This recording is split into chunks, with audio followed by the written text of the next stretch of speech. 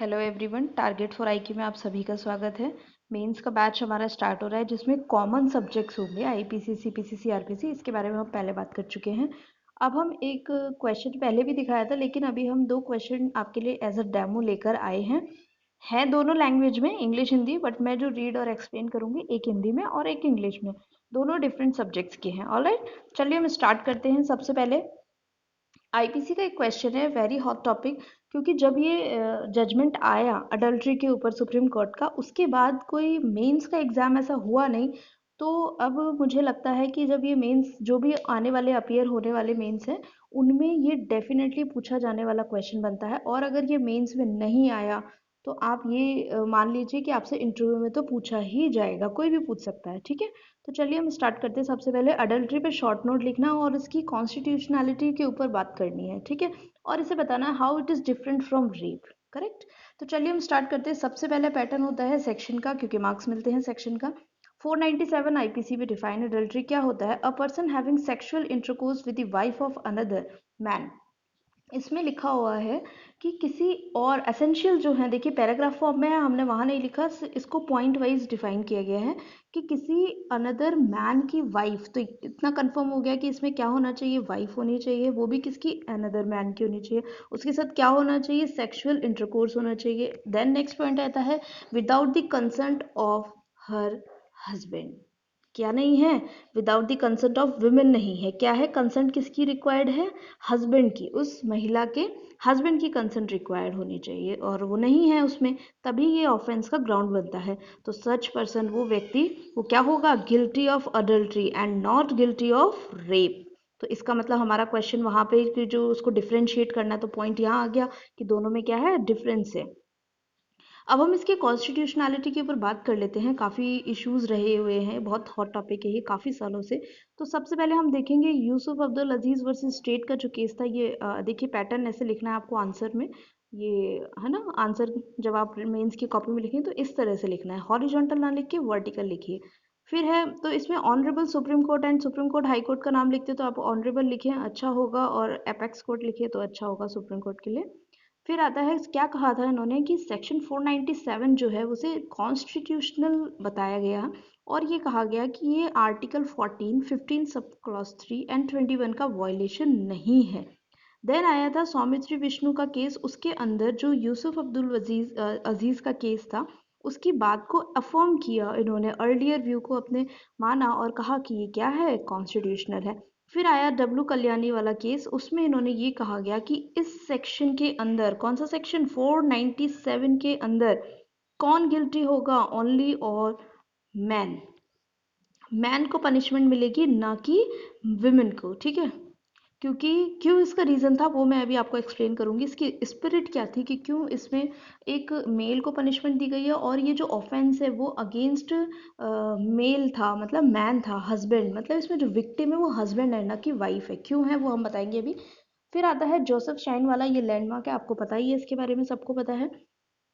तो 2018 में honourable supreme court ने क्या कहा कि ये जो सेक्शन है, अब इसको अनकॉन्स्टिट्यूशनल डिक्लेयर करने का टाइम आ चुका है, बिकॉज अब जो प्रेजेंट सिनेरियो है विमेन का, वो चेंज हो चुका है, महिलाओं की स्थिति वो नहीं रही। अब महिला क्या नहीं है, किसी मैन की प्रॉपर्टी नहीं है। एग्जैक्टली यही मैं आपको बताना चाहती थी कि कल्याणी वाले केस में सिर्फ मैन को क्यों गिल्टी बताया गया, विमेन को क्यों नहीं। बिकॉज पहले के टाइम पे जो महिलाएं होती थी, वो उन्हें एज अ मेल पर्सन या मैन की क्या कहा जाता था, प्रॉपर्टी कहा जाता था। और जो उनके फ्रंट पे जो लगने वाले मार्क्स होते हैं, जैसे सिंदूर और मंगलसूत्र, बिंदी वगैरह, ये जो चीज़ होती है, ये प्रॉपर्टी मार्क होते थे। ये इसलिए भी था कि अगर कोई पर्सन देखता है, कोई किसी को प्रपोज करना चाहता है, किसी को कोई महिला अच्छी लगती है, तो पहले ही आइडेंटिफाई हो जाए कि ये ऑलरेडी मैरिड है, शादीशुदा है, हमें उसको इस दृष्टि से नहीं देख रहा है। करेक्ट, वो सिनेरियो था। इतने इतनी पुरानी बात है, 1860 की बात है जब आईपीसी बनी हुई है, तब आप समझ सकते हैं। फिर ये धीरे धीरे चेंज हुआ, इसीलिए कहा गया कि ये प्रॉपर्टी है किसकी, मैन की। तो ऑफेंस किसके अगेंस्ट हो गया, मैन के। विक्टिम कौन हो गया, man, that means husband. Correct, इसलिए अब 2018 में सुप्रीम कोर्ट ने ये एडमिट किया कि अब महिलाओं की स्थिति चेंज हो चुकी है।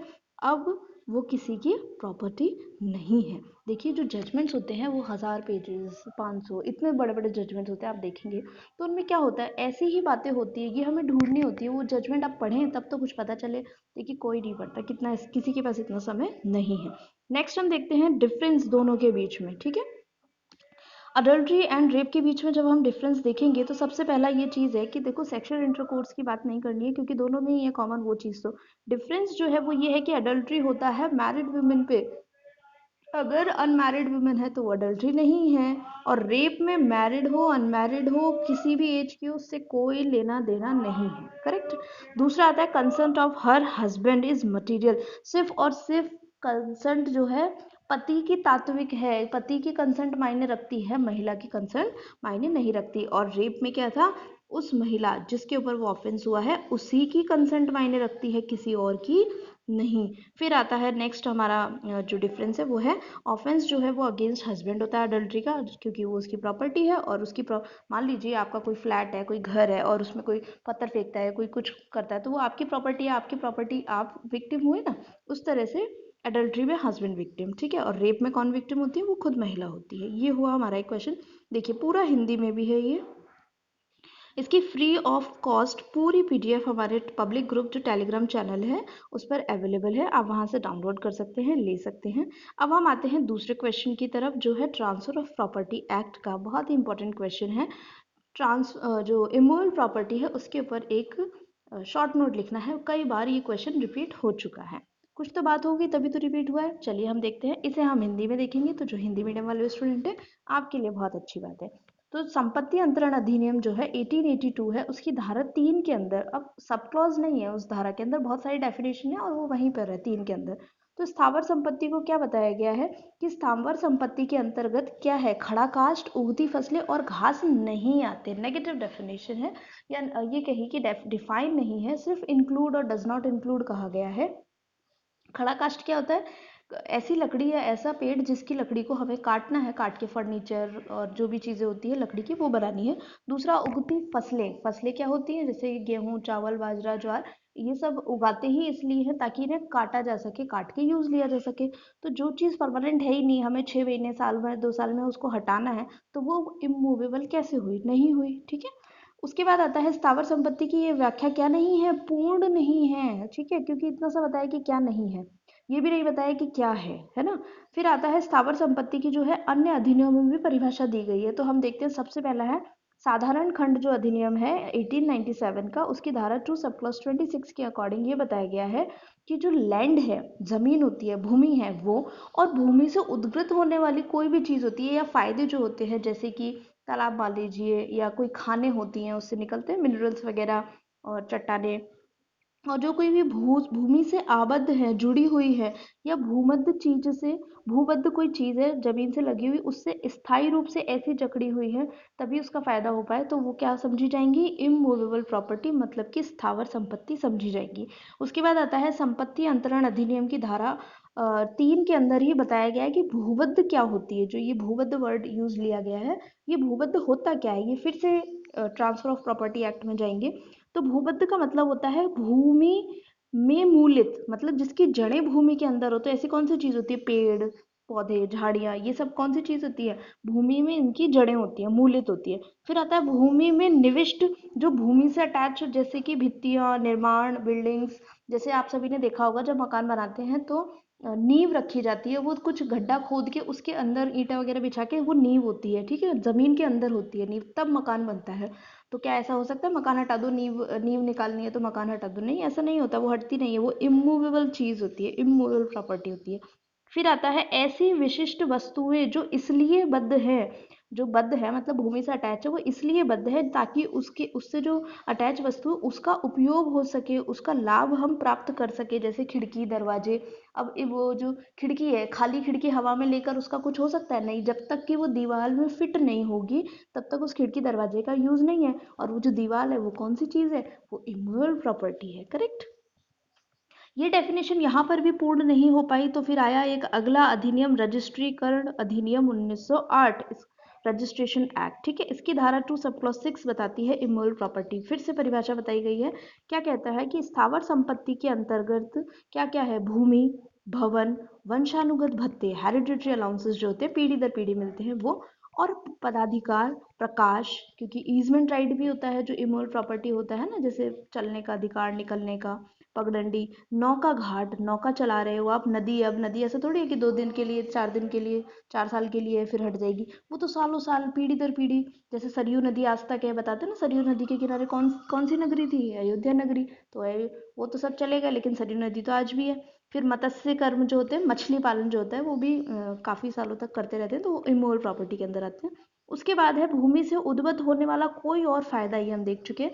फिर है पृथ्वी से लग्न, संलग्न है ना, उससे अटैच, कोई स्थायी रूप से कोई भी ऐसी चीज़ अटैच है जिस जो उससे बंधी हुई है, उससे बंधी हुई वस्तुएं भी, जैसे हमारा मकान है, मकान स्थायी है, घर की छत स्थायी होती है, और उस पे कोई हम फैन फिट कर देते हैं, है ना, तो वो भी क्या हो गया, इमोरल प्रॉपर्टी हो जाता है। लेकिन इसमें क्या क्या शामिल नहीं है, फिर से वही गोल घूम के साइकिल आ गई, section 3 of transfer of property act, क्या, खड़ी इमारती लकड़ी, उगती फसलें और घास शामिल नहीं है, वही साइकिल घूम घूम के आ गई, है ना। अब हम एक छोटा सा, मैं बहुत फनी कॉन्सेप्ट बताती हूँ आपको, इसका आंसर से कोई लेना देना नहीं है, लेकिन आप देखिए, ट्रांसफर ऑफ प्रॉपर्टी एक्ट है 1882, इसका मतलब उसमें ऑर्डर में देखिए ईयर वाइज, तो सबसे पहले यही है, तो इसकी डेफिनेशन जल्दी में छोटी मोटी बना दी। फिर आया 1897, थोड़ा बाद में, फिर इसकी डेफिनेशन को थोड़ा बड़ा किया गया। फिर आया लास्ट में 1908 रजिस्ट्रेशन एक्ट।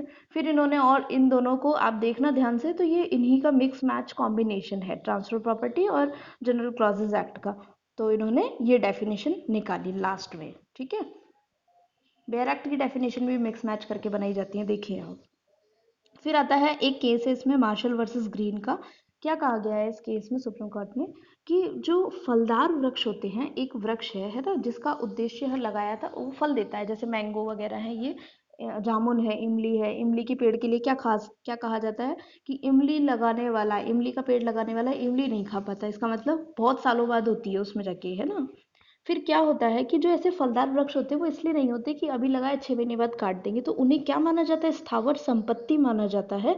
और जो इमारती लकड़ी वाले वृक्ष होते हैं उनका उद्देश्य ही कटना होता है, जैसे बॉयलर होते हैं उसको खिला पिला के मोटा किया जाता है, वो उसका उद्देश्य ही एक दिन कटना होता है, ठीक है। तो वो इमोरल प्रॉपर्टी नहीं है इमारती लकड़ी। लेकिन यदि कोई ऐसा व्यक्ति है जिसने ऐसे वृक्ष लगाए हैं जिस पर फल भी हो रहे हैं और वो लकड़ी भी इमारत के रूप में बाद में काम आती है, तो फिर ऐसे में क्या होगा, उस व्यक्ति का उद्देश्य आज से देखा जाएगा कि उसने किस पर्पज से लगाए थे। अगर उसका ये उद्देश्य था कि फल लेंगे बाद में, अगर मान लो पेड़ गिर गया तो यूज भी आ जाएगी लकड़ी, है ना।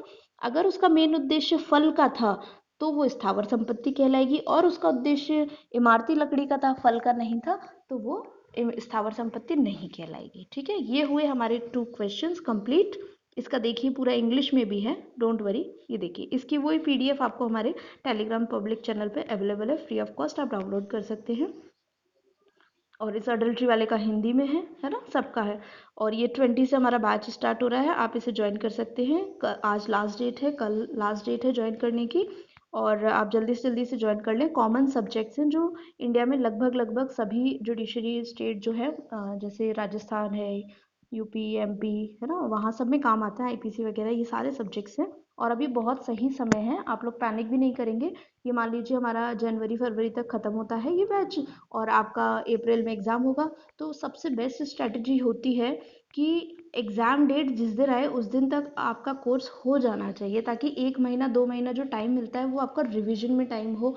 बच्चे गलती क्या करते हैं, जब एग्ज़ाम डेट आती है तब बैच ज्वाइन करते हैं और तब पढ़ना स्टार्ट करते हैं, फिर वही उनका एग्ज़ाम कोर्स कंप्लीट होता है एग्ज़ाम के 2 दिन पहले, 3 दिन पहले, 5 दिन पहले, correct. No time for revision, और फिर आप समझते ही हैं। Thank you so much for this watching this video. आप इसको लाइक कर दें, शेयर कर दें और सब्सक्राइब कर दें हमारे चैनल को। Thank you.